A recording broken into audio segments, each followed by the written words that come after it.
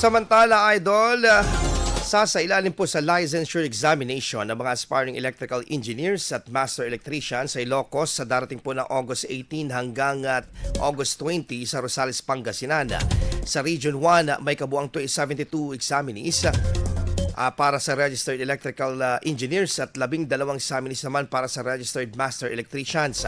Pinaalalahanan po ang lahat na kukuha ng pagsusulit na dalhin ang kanilang notice of admission, official receipt at iba pang kinakailangang gamit sa araw ng eksaminasyon.